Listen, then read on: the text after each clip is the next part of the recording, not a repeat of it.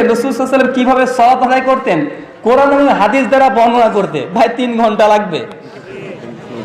তবে আপনাকে বলি আল্লাহ রাসূল কিভাবে সালাত আদায় করেছেন এই ব্যাপারে বাংলাদেশের মাটিতে খুব সুন্দর একটি বই আছে। বইটি হাদিস ফাউন্ডেশন থেকে ছাপানো হয়েছে। বইটির নাম সালাতুর রসুল, লেখক আসাদুল্লাহ আল গালিব। যদি আপনি খুব সুন্দরভাবে আল্লাহ সালাতকে পড়তে চান এই বইটি পড়বেন। আল্লামা নাসরুদ্দিন আলবানী একটি বই আছে সিফাতুস সালাতুন নবী, এটা আরবি বই, বাংলা অনুবাদ হয়েছে আকরামুজ্জামান বিন আব্দুল সালাম, তিনি অনুবাদ করেছেন।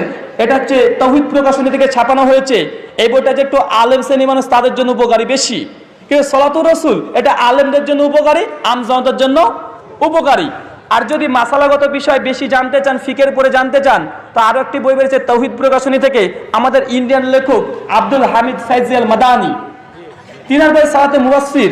এই বইটি পড়বেন, একটা ফিক সম্পর্কে কিছু আপনি ধারণা পাবেন। আর যদি হাদিস কোনটা সহিহ কোনটা যায়েফ এই ব্যাপারে বই পড়তে চান, একটি বই আছে মুজাফফর বিন মহসেনের লেখা জাল হাদিসের কবলে রাসূলুল্লাহ সালাত। এই 4টে বই বললাম 4 কোয়ালিটির।